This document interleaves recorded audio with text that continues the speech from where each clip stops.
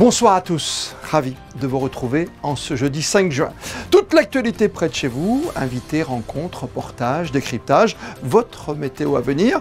Et dans 3 jours maintenant, la visite d'État officielle du président de la République française, Emmanuel Macron, en principauté de Monaco. L'importance de ce déplacement, les relations entre les deux pays à travers le temps. Le directeur des archives et de la bibliothèque du Palais Princier, Thomas Fouilleron, nous rejoindra en studio dans quelques instants. Une rencontre au sommet programmée entre Journée mondiale de l'environnement et Forum sur l'économie bleue. Et après, pour quelques heures encore, la tenue du Green Shift Festival au Larvoto. Et puis plaisir de retrouver ce soir, à l'occasion de la fête de la radio, la voix toujours ensoleillée de l'inoxydable Jean-Pierre Foucault pour évoquer ce média de proximité. Et à 48 heures de l'ouverture du BEF, le Blue Economy Finance Forum, conjugué à la visite d'État officielle du président Macron, n'oubliez pas de bien prendre en compte toutes les restrictions de circulation en principauté samedi et dimanche, essentiellement près du Forum Grimaldi, comme sur le Rocher de Monaco. Pour les véhicules, le samedi entre 6h et 20h et dimanche entre 6h et 17h, l'avenue Princesse Grâce, dans sa partie comprise entre le rond-point du Portier et le rond-point de la Rose des Vents, sera fermée à la circulation dans les deux sens. Des coupures régulières de circulation pourront avoir lieu également dans les mêmes créneaux horaires sur différents itinéraires selon le déplacement des délégations, tous secteurs concernés, notamment entre Monaco-Ville, Monte-Carlo et le Larvoto.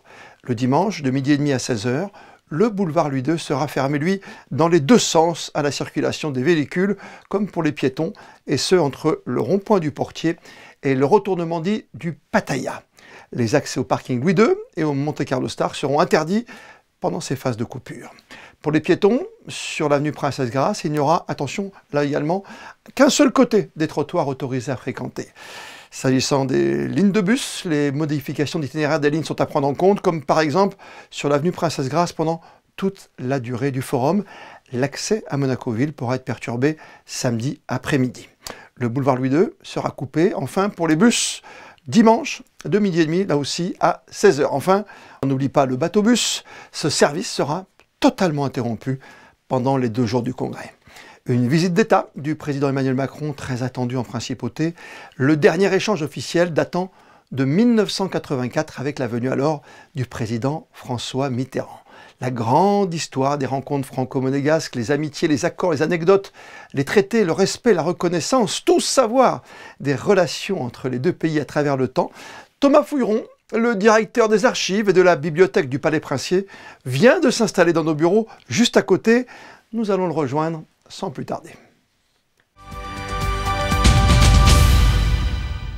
Bonsoir Thomas Fouilleron. Bonsoir Christophe Foucault. Visite historique, on le disait, mais pourquoi ? Tout d'abord parce que c'est la première visite d'État depuis 1984, depuis la venue du président François Mitterrand. Et il n'y a pas eu finalement tant de visites de président de la République française. La première, c'était en 1896, Félix Faure pour le prince Albert Ier, qui lui a bénéficié de la visite de 3 présidents de la République, mais qui atteste évidemment de l'étroitesse de ses relations avec la France, étant donné aussi les relations scientifiques qu'il avait développées, la fondation de l'Institut océanographique à Paris notamment. Thomas Fouilleron, on distingue bien quand même la visite officielle d'une visite d'État, ce qui est le cas pour la visite d'Emmanuel Macron et de son épouse.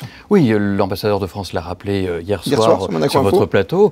La visite d'État, c'est protocolairement le plus haut niveau. Donc c'est effectivement très important pour la principauté par rapport à ses relations privilégiées, cette communauté de destin historique avec la France, d'avoir, et on l'attendait depuis le début du mandat du président Macron, cette visite d'État qui place finalement le président Macron dans le sillage des grands présidents, Charles de Gaulle, François Mitterrand. Le témoignage est intéressant en tout cas, et surtout le passage de témoins, avec toujours sous le fond de ces discussions, il y a toujours l'environnement qui est au cœur évidemment des discussions entre la principauté de Monaco et la France. C'est vrai, à partir du moment où il y a le musée océanographique à Monaco, rappelons-le, avant même l'inauguration en 1910 du musée, le président Fallières, sous la conduite du prince Albert Ier, le chantier n'est pas tout à fait terminé, mais visite le musée océanographique. Et je crois qu'à partir de là, tous les présidents français en visite à Monaco, quel que soit le niveau de la visite, ont visité le musée océanographique. Et il y a un passage qui est intéressant au musée océanographique, c'est en 1960, où le commandant Cousteau, qui depuis 3 ans est le directeur du musée océanographique, prend un petit peu à partie, alors avec la complicité du prince Régnier, le général de Gaulle sur un projet d'immersion, d'enfouissement des déchets radioactifs, des déchets nucléaires en Méditerranée, entre Toulon et la Corse. Et on voit évidemment là l'intérêt du prince Régnier pour l'environnement et cette filiation du prince Albert Ier au prince Albert II en passant par le prince Régnier III, qui alertait évidemment, aujourd'hui personne ne penserait immerger des déchets radioactifs en Méditerranée. Il y a eu beaucoup de débats à ce sujet. Oui. Mais ça montre le caractère pionnier évidemment de la vigilance monégasque par rapport à cette mer fermée qu'est la Méditerranée et qui annonce tout l'engagement du prince Régnier. On fêtera l'année prochaine Ramoge, les 50 ans de l'accord Ramoge, et jusqu'à aujourd'hui, et c'est le thème de la visite évidemment, l'environnement maritime, l'environnement marin. On parle toujours de liens très très forts, voire séculaires entre les deux pays. La première visite, parce que c'est une histoire qui date de plus de 5 siècles, en gros, si je calcule bien, c'est quoi? C'est 1512, c'est ça? Alors 1512, c'est la première, c'est une date évidemment historique pour Monaco, c'est la première reconnaissance par la France de la souveraineté de Monaco, par le roi Louis XII. Alors c'est facile à retenir, c'est pas Marignan 1515, mais c'est Louis XII 1512. François s'en souviendra. Voilà. Et c'est dans un contexte particulier, c'est là où on voit l'importance stratégique qu'a eu Monaco, c'est l'époque des guerres d'Italie. Et évidemment, Monaco est un point avancé pour la France. La frontière du Royaume de France, rappelons-le, n'est pas limitrophe à Monaco, elle est au Var. Oui. Et donc Monaco est un point d'appui stratégique pour la France en direction de l'Italie. Et à contrario, pour la puissance rivale de la France à l'époque, c'est Charles Quint, Monaco c'est un verrou face au roi de France. Et Monaco est finalement, la souveraineté monégasque est fille de cette rivalité séculaire, c'est cette rivalité franco-monégasque franco-habsbourgeoise, franco-espagnole, qui a donné cette reconnaissance internationale à Monaco. La communauté de destin arrive un peu plus tard, un siècle plus tard, c'est ça à peu près? Alors la communauté de destin, on l'a fait remonter depuis le septennat de Jacques Chirac, depuis le premier septennat de Jacques Chirac, à 1641, au traité de Péronne. Cette communauté de destin, elle a été écrite au moment du traité de 2002, qui renouvelle évidemment cette amitié entre la France et Monaco.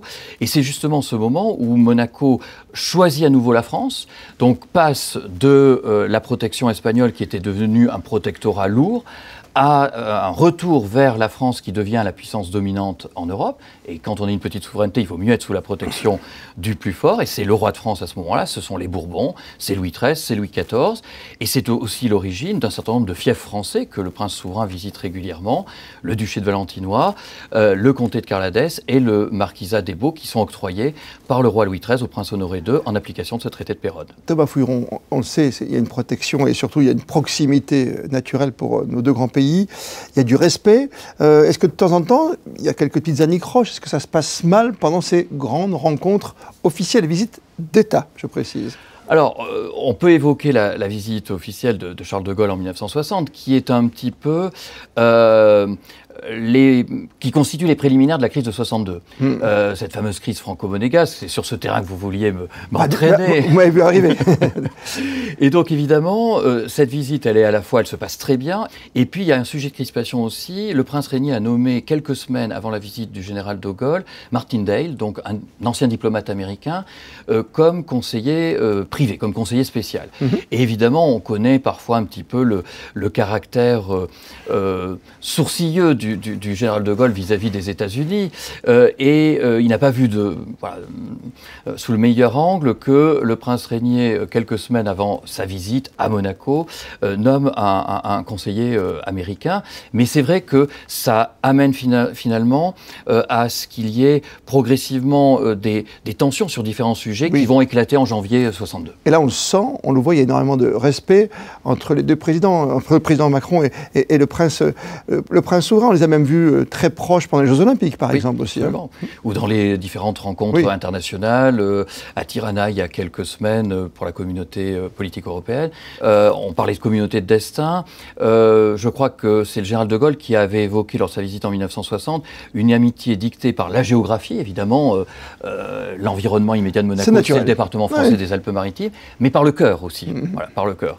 Merci 1000 fois. Thomas Fouilleron, pour toutes ces précisions d'importance avant la visite du président Emmanuel Macron ici en Principauté de Monaco. Bonne soirée à vous. Merci à vous.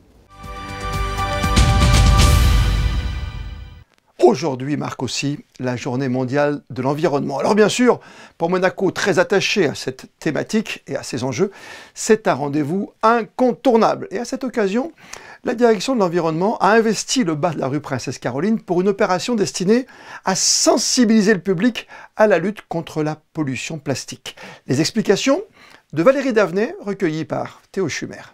Nous, en tout cas, direction de l'environnement, on a mis des barnums, on a privatisé l'espace, en tout cas, et ensuite chacun tourne. Donc la mairie va venir, la mission pour la transition énergétique est là aussi avec la consigne, la mairie pour la petite boîte, le jardin animalier parce qu'on travaille beaucoup avec eux sur les animaux et ils amènent des poules.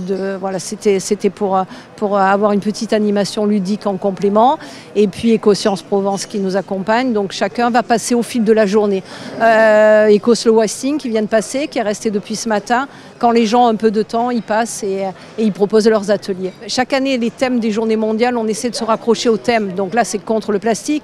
Il se trouve que le gouvernement, depuis 2015 à 2016, décline des interdictions pour mettre en œuvre une politique zéro plastique à 2030. C'était l'objectif du gouvernement.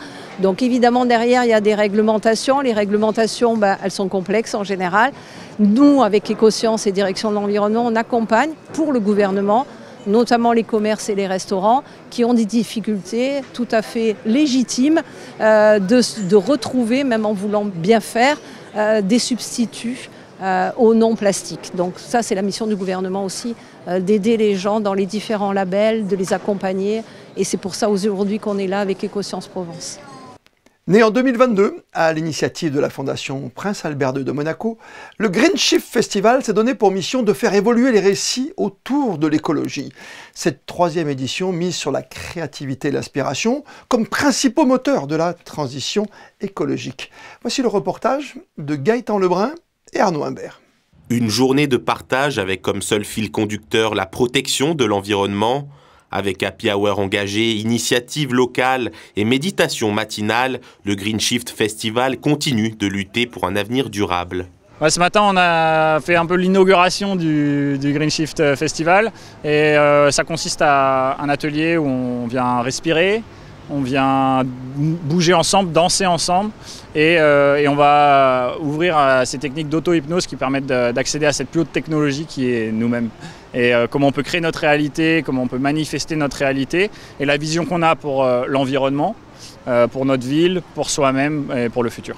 Et si nous étions déjà en 2050 et que le monde avait réussi sa transition écologique, c'est le thème de la conférence animée que Yasmine Auburtin, Hélène Binet et Mathieu Baudin ont proposé hier soir au public dans le but de convaincre et faire de ce futur une réalité. J'ai la joie d'être là depuis la première édition et franchement un festival entièrement consacré aux nouveaux récits et à ces imaginaires collectifs qu'il faut changer. C'est super original, il n'y en a qu'un dans le monde et il est ici. Il a beaucoup évolué dans sa programmation déjà. La première année, moi j'étais venue animer une séquence avec des jeunes. Aujourd'hui, on va embarquer tout le monde dans une uchronie, c'est-à-dire un voyage en 2050 comme on le rêve. Alors que d'habitude, quand on se projette dans le futur, c'est plutôt catastrophique, c'est plutôt dystopique. Donc là, on va le faire avec enthousiasme et joie. Pour la Fondation, le Green Shift Festival, c'est plus qu'un événement, c'est une invitation à réinventer le monde ensemble avec audace. Lutter contre le harcèlement scolaire, c'est cette thématique qui a réuni ce matin chefs d'établissement, gouvernement et direction de l'éducation nationale, de la jeunesse et des sports. Une convention de partenariat a été signée avec le rectorat de l'Académie de Nice pour prendre le problème à bras le corps. Les détails dans ce reportage d'Alban Gingembre et Hugo Comasa. Une signature qui marque un engagement commun contre le harcèlement scolaire. Gouvernement princier et rectorat de l'Académie de Nice s'associent pour renforcer la prévention et la prise en charge du harcèlement à l'école. Il y a déjà un gros travail qui a été fait, notamment il y a déjà 2 ans, un travail législatif qui permet de mettre en place une procédure en milieu scolaire. Donc il y a tout un encadrement légal. Ce qu'on veut faire aujourd'hui, c'est aller un peu plus loin dans la formation. L'Académie de Nice est pilote dans le cadre du programme phare, un plan de prévention contre le harcèlement mis en place en 2019, aujourd'hui étendu dans toutes les académies de France, un programme qui montre déjà des résultats. Par exemple, on a installé une culture du signalement qui se développe de plus en plus chez les chefs d'établissement, les directeurs d'école, les inspecteurs aussi du premier degré, qui signalent de plus en plus de situations. Nous avons formé des personnels, ce qu'on appelle les équipes ressources, dans les écoles, dans les collèges et dans les lycées, qui traitent les situations. Ceux qui peuvent changer les choses, ce sont eux, chefs d'établissement, éducation nationale, gouvernement, des acteurs qui ont conscience du problème grâce aux témoignages comme celui de Nora qui a perdu sa fille.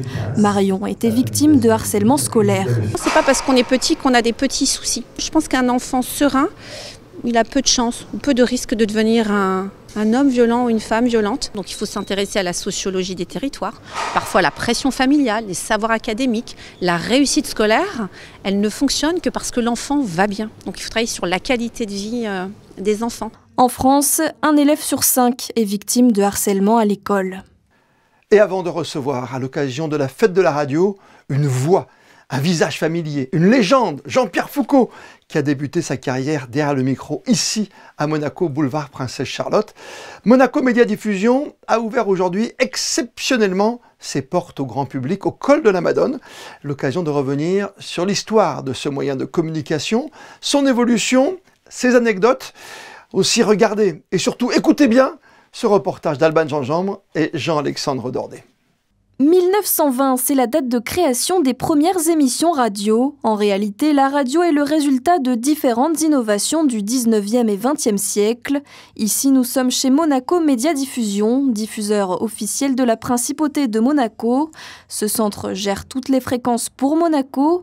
Guillaume a reconstitué un studio pour nous expliquer comment ça marche. Si on prend par exemple un studio comme ceci qui se trouve à Monaco, d'accord. Le studio va faire sa musique, s'il met du CD, de l'internet, des cassettes, il va parler au micro. Le signal va partir du studio jusqu'à l'émetteur.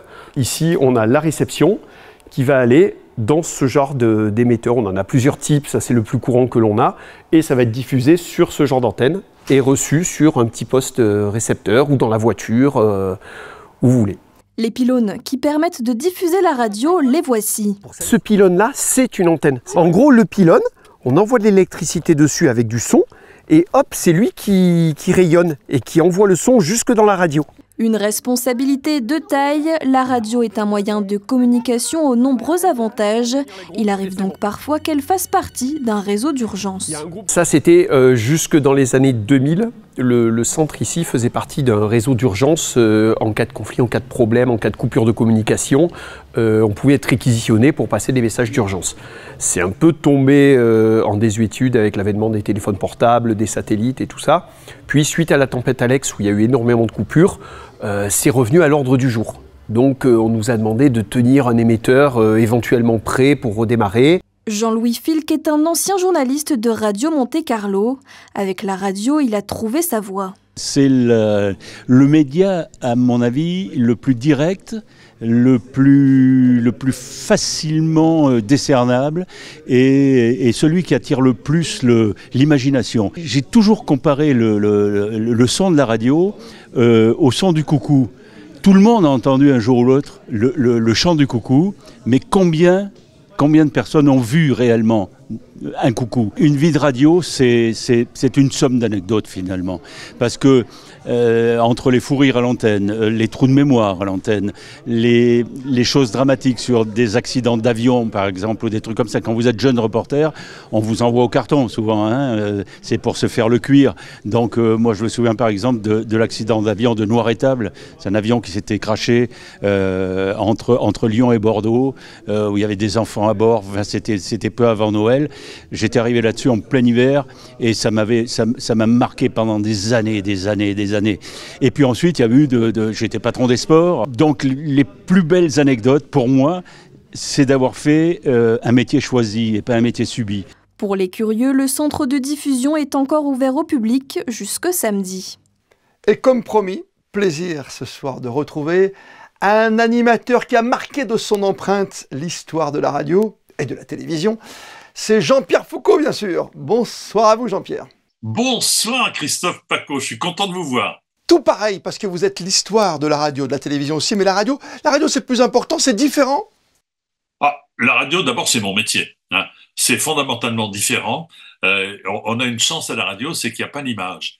Et quand il y a l'image, le téléspectateur est plutôt absorbé par la cravate qui est de travers, la cravate qui n'y est pas, comme ce qui se passe en ce moment avec vous. Et on écoute un petit peu moins les propos qui sont tenus. La force de la radio, c'est le choix des mots et surtout le choix des silences et de la ponctuation.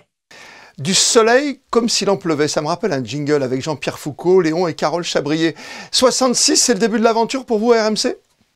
1966, c'était mon premier contrat que j'ai reçu. Nous étions logés, j'avais gagné un concours avec Patrick Topalov, logés, petit déjeuner compris, s'il vous plaît. Mais ça n'a pas duré longtemps, l'aventure n'a pas duré longtemps. D'ailleurs, ici, dans le bureau où je suis, chez moi, j'ai ma première lettre qui date du mois d'août 1966, ma première lettre d'engagement, et également ma première lettre de renvoi qui date du 30 décembre 1966. C'est-à-dire que la première commence par « Nous avons le plaisir de » et la seconde lettre continue par « Nous avons le regret de ». Voilà. Ça n'a pas duré longtemps, mais je suis revenu. J'ai eu la chance de passer par votre bureau et c'est vrai que c'était encadré, toujours derrière vous, derrière votre siège. Vous êtes revenu et après c'est une incroyable histoire, une incroyable aventure avec des émissions cultes pour vous. Je dois dire que ça a été magique. On avait une chance extraordinaire, on peut le dire maintenant, puisqu'il y a prescription, c'est que nos patrons habitaient Paris, et à Paris, on ne recevait pas Radio Monte-Carlo. Donc on avait une liberté totale. Évidemment, on ne parlait ni religion, ni de la famille princière, il n'y avait aucune raison de le faire, et on disait tout ce qui nous passait par la tête. C'est-à-dire que c'était pour nous, avec Léon et Carole et beaucoup d'autres, Pierre Lescure, Jean-Robert Cherfils, oui. J'en oublie plein, mais c'était un véritable laboratoire. Je pense que Radio Monte-Carlo a été un laboratoire de la radio, et d'ailleurs, toutes les grandes vedettes de la radio plus tard sont toutes passées par Monaco, c'est vous dire. Oui, vous avez complètement raison, mais c'est vrai que cette histoire d'amour aussi entre Jean-Pierre Foucault, Léon Chabrier et les auditeurs, vous avez tout fait, vous avez même fait sentir le muguet à la radio de mémoire. On a fait sentir le muguet, c'est-à-dire que on était en odorama. Nous, c'était la seule radio à être en odorama. Et on avait cette particularité, c'est d'être très très proche des auditeurs via des cartes postales, parce qu'il n'y avait pas de SMS ou de mail à l'époque. Pensez que pour une émission qui s'appelait le programme à la lettre, nous recevions entre 3 et 4 000 cartes postales par jour. Et ensuite, la différence avec nos collègues parisiens, c'est que nous allions vers les auditeurs. Je vais vous montrer quelque chose qui va vous rappeler un souvenir. J'avais cette petite voiture. Il court, Jean-Pierre Foucault. C'était un studio aménagé. Et 2 fois par semaine, nous allions dans les villes. Il y avait une voiture qui était dans un point haut, puisqu'il n'y avait pas de satellite, et l'autre voiture qui tournait dans la ville avec moi. Et je pense que les auditeurs nous ont été très, très reconnaissants. Et puis vous, le Marseillais de Carrie Lowey, un jour, vous êtes monté à Paris. Que s'est-il passé, Jean-Pierre Foucault? Ah, bah écoutez, c'est une proposition qui ne se refuse pas de la part de Philippe Labro, dont hélas on a beaucoup parlé ces derniers temps à l'occasion de son départ. Philippe m'a appelé pendant la saison à Radio Monte-Carlo, m'a dit si tu veux, l'an prochain, tu peux venir dans la première radio de France. Et quand on a l'âge que j'avais à l'époque, maintenant j'ai un âge canonique, mais l'âge que j'avais à l'époque, une trentaine d'années ou plus, être appelé par la première radio de France, ça ne se refuse pas. Et j'ai quitté, mais vraiment le cœur lourd, d'abord mes amis, mes copains, la radio, et ensuite Monaco, mais j'y suis revenu plus tard. Qu'est-ce qui vous a fait dans la vie, je sais pas moi, passer de sacrées soirées, peut-être gagner des millions aussi? Qu'est-ce qui vous a plu dans ce parcours en tout cas? Le parcours, c'est l'éclectisme, c'est-à-dire de faire beaucoup de choses, de faire d'abord mon métier, la radio, ensuite d'avoir la chance d'être servi par des concepts formidables, vous l'avez dit, sacrées soirées que nous avions inventé avec Gérard Louvain, puis qui veut gagner des millions, alors que le rapport entre les Français et l'argent était un petit peu compliqué à l'époque, et ensuite Miss France. Donc j'ai eu cette chance extraordinaire d'être servi par des concepts magiques, ce qui fait que l'an prochain, si je calcule bien, nous serons en 2026, ben ça fera 60 ans depuis 1966. Ça passe. Le souvenir, Jean-Pierre, on vous pose cette question à chaque fois. Quel est le plus grand souvenir de radio, puisque c'est la fête de la radio? Qu'est-ce qui va plus marquer? Votre premier contrat, vous l'avez dit, votre premier micro, votre première émission, ou la création d'une émission? Ou les gens? C'était à Monaco, 16 boulevard Princesse Charlotte, un souvenir très fort. Jean-Louis Sarr, qui n'est plus, qui m'avait engagé à l'époque. L'émission s'appelait Danse à gogo, avec un générique Herb Alpert, c'était Taste of Honey, je m'en souviens très très bien. Et le fait de pouvoir parler, que mon rêve de gamin, enfin d'un coup d'un seul se réalise, et que le lendemain des amis me téléphonent en disant « on t'a entendu à la radio », pour moi ça reste le souvenir le plus magique, le plus extraordinaire. Dernière question, Jean-Pierre Foucault. L'avenir de la radio, ça passe par quoi? Par le podcast, par le web, par des supports différents, ou ça restera, même avec le DAT, avec le DAB, est-ce que ça restera quelque chose qui sera toujours aussi magique comme vous nous venez de le faire vivre, en tout cas à nos téléspectateurs ce soir? Je pense que la radio va toujours exister. Il y a une chose qui me chagrine énormément dans la radio, c'est qu'elle soit filmée maintenant. Et ça n'a plus aucun intérêt. Aucun intérêt parce que la radio, c'est les mots, je vous le disais, les silences. Et quand l'image vient s'ajouter à cela, la magie disparaît. Alors si la radio veut durer, il faut qu'on enlève les caméras des studios. Oui, parce qu'on se souvient de vous, effectivement, avec Carole Chabry et Léon. Tout le monde se demandait à quoi ressemblait Léon, qui était votre souffre-douleur à la grande époque de Radio Monte Carlo, la radio du soleil. Merci 1000 fois, Jean-Pierre Foucault, d'avoir pris du temps pour nous ce soir pour cette grande fête de la radio. Merci beaucoup. Comment rendre la principauté plus attractive? C'est la question qui était posée au panel de professionnels invités hier soir au Novotel par Génération Monaco. Le mouvement politique a convié ses membres et toutes celles et ceux qui le souhaitent à assister à une conférence autour du thème de l'attractivité. Sarah Inkari et Camille Caloni étaient sur place. Depuis la création du mouvement, c'est la deuxième fois que Marc Mourou, son président, organise une soirée-conférence. Après la santé, il y a 2 mois, le public a été rassemblé autour du thème de l'attractivité. Il y a une première partie dans conférence, ensuite les speakers viennent évidemment apporter leur témoignage et puis ensuite il y a vraiment une vraie interaction avec le public pour justement essayer de voir à Monaco les enjeux dans les 5, 10 ou 15 prochaines années pour notre petit pays. Les professionnels monégasques, conjoints de monégasques ou enfants du pays sont issus de différents secteurs d'activité, la restauration, le commerce, l'entrepreneuriat mais également la finance et portent un message singulier. Gardez à l'esprit que notre principauté elle vit en grande partie grâce aux étrangers.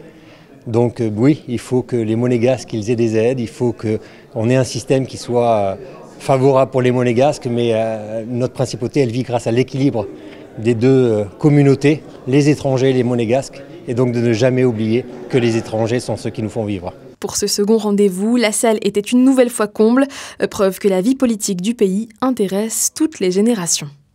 Nous vous avons parlé la semaine dernière d'une très belle initiative, celle d'un cycliste parti vendredi de Monaco pour relier la principauté d'Andorre. Une épopée à vélo au profit de l'association Monaco Liver Disorder, une association qui lutte contre les maladies rares du foie chez l'enfant.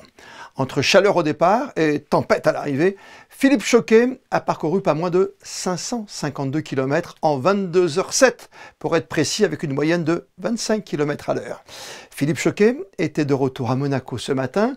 Il revient sur cette aventure au micro de Fabien Bonilla, sur des images d'Alexandra Marangoni. C'est une belle aventure humaine sur le plan psychologique et physique et puis humanitaire. Pour venir en aide à tous ces enfants. Et à chaque fois que j'avais un petit coup de mou, je pensais à tous ces enfants, que c'est eux qui font un ultra pour se battre dans leur maladie, que moi, cet ultra, c'est rien par rapport à eux. Et voilà, ça me permettait à chaque fois d'appuyer sur les pédales, d'aller au plus profond de moi pour pouvoir donner le plus, pour arriver jusqu'au bout. Et à chaque fois, j'avais dans le coin de la petite tête une petite pensée qui revenait pour eux. Et voilà, pour moi, c'est une très belle aventure que je vais remettre à l'année prochaine sur un autre concept. En attendant, vous pouvez toujours soutenir l'association Monaco Liver Disorder. Une cagnotte est ouverte sur le site qui s'inscrit juste en dessous, monacoliverdisorder.com, et ce pendant encore un peu plus d'1 mois. En tennis, à Roland-Garros, notre tout dernier représentant monégasque, Hugo Nys, associé comme à Monte-Carlo au Français Édouard Roger Vasselin, a vu son parcours se terminer au stade des demi-finales de l'épreuve du double cet après-midi. Une défaite en 3 manches très serrées face à l'une des meilleures paires mondiales du moment, Granollers-Zeballos, le score 6-7, 6-3, 6-4. L'espace 22 de Monaco accueille une nouvelle exposition. L'artiste Antoine Pisano retrace au travers de ses toiles plusieurs périodes de sa vie, plus de 50 années de travail. Hier soir avait lieu son vernissage en principauté. L'artiste a ainsi pu rencontrer les visiteurs et présenter sa 12aine d'œuvres tout en couleurs. Marie Bonnet-Blanc et Jean-Alexandre Dordet étaient sur place. Des œuvres grand format peintes à l'huile en prenant le temps, l'artiste a décidé de s'en emparer afin de placer au cœur de ses toiles l'âme humaine. Chaque toile correspond à une période, un passage ou à un moment de vie. J'ai une approche du temps qui est différente par rapport à mon œuvre. C'est-à-dire que quand je crée une œuvre, les toutes dernières, je mets 1 an pour l'aboutir. C'est pas tout de commencer une œuvre, mais il faut l'aboutir. Donc il y a énormément de détails, il y a beaucoup de conflits. Parce que dans ma peinture, il y a toute l'histoire de l'art. On peut retrouver toutes les différentes périodes de l'art. Donc après, c'est à celui qui va déterminer la vision. Place à l'imagination et laissez-vous porter par les formes, les paysages ou les portraits toujours plus colorés les uns que les autres. Lors de ce vernissage, les visiteurs étaient déjà conquis. Pour le coup, c'est vraiment top. Il joue vraiment avec les formes et les couleurs et c'est vraiment sympa. Les corps, surtout les corps humains, sont vraiment bien travaillés et c'est vraiment intéressant. Le truc vraiment sympa, c'est que dans chaque œuvre, si on regarde un peu dans les angles et tout, il y a à chaque fois il y a un petit détail, un petit personnage et tout. Et franchement, c'est vraiment sympa. Pour le coup, très agréable à voir. L'exposition est visible jusqu'au 18 juin prochain. La suite des Jam Sessions au marché de la Condamine avec hier une belle soirée d'échange et de partage musical où les séances d'improvisation sont aussi souvent de mise autour d'une passion commune, la musique, en s'essayant dans le même temps et dans le même tempo à l'art de la scène dans un cadre toujours très convivial. Et puis au Métropole Shopping Monaco, le temple du style, lui, s'éveille progressivement l'été avec hier la présentation d'un défilé baptisé Summer Chic, toujours très apprécié des amoureux d'élégance et de créativité. Une soirée spectaculaire et une immersion sensorielle entre style, musique et art floral jusqu'à un grand final tout en délices autour d'un cocktail d'exception. Avant de retrouver votre météo pour les heures à venir en compagnie de Théo Schumer, comme le veut la tradition, on termine votre journal par les instantanés du jour, consacrés à la grande fête de la radio, autour et à l'intérieur des célèbres émetteurs du col de la Madone. Les photos sont signées Manuel Vitali. Demain, c'est Théo Schumer que vous retrouverez pour un tout nouveau journal. D'ici là, passez toutes et tous une très belle soirée. Et plus que jamais, vous le savez, vous êtes bien sur Monaco Info.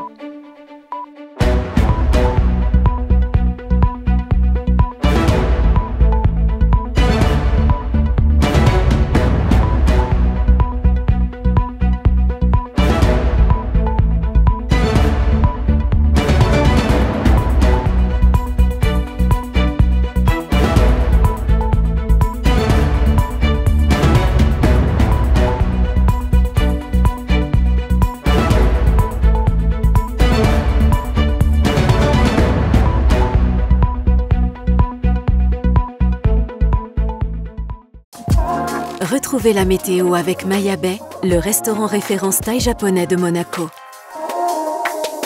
Un temps un peu mitigé pour la journée de demain qui ne sera pas si différente d'aujourd'hui. La matinée sera faite de soleil mais toujours accompagnée de quelques nuages résiduels et il en sera de même pour l'après-midi. Il faudra attendre samedi pour retrouver des rayons de soleil en continu sur la principauté. Côté température, ça remonte progressivement. Comptez 23 degrés le matin et jusqu'à 24 degrés au plus fort de la journée. Demain, nous fêterons les Claude et les Norbert et ce sera aussi la journée mondiale de la maladie de Verneuil, maladie chronique qui affecte la peau et qui est encore très méconnue du public et mal diagnostiquée. Cette journée est donc l'occasion de sensibiliser le public. Excellente soirée sur Monaco Info et à demain. C'était la météo avec Maya Bay, le restaurant référence thaï japonais de Monaco.